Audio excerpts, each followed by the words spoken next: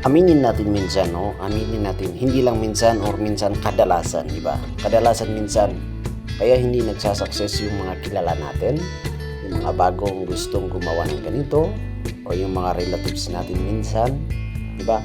May mga gusto silang gawin pero alam mo ba yung mga number one na kaaway mo, yung mga number one na hindrance mo is the negative comments from your minsan relatives, kaibigan, mismo mga kapatid mo mismo, mga parents mo, di ba? Na hindi sila masyadong optimistic dun sa iyong gagawin.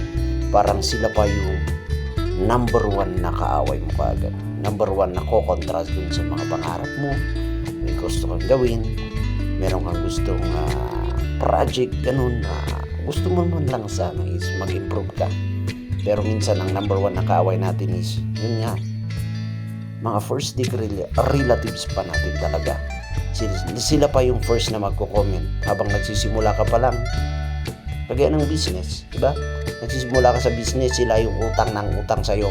Tapos pag nag-utang ng utang sila sa'yo at maniningil ka na, parang ikaw pa yung may kasalanan pag ikaw maniningil kasi relatives mo sila. Di ba? Pag meron tayong kaibigan, meron tayong kamag-anak, or meron man tayong kilala dyan, kahit nga kapitbahay natin na nag-start sa business, dapat sila yung i-support natin. Support natin sila, i-flip natin sila kasi ang hirap.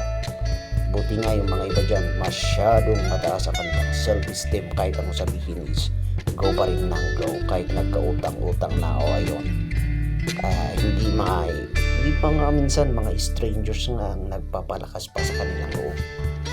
How much more pa kaya kung mismong asawa mo, mismong kaibigan mo, mismong kamag-anak mo ang magpupush through sa'yo para at least ma-achieve mo yung gusto mo ma-achieve.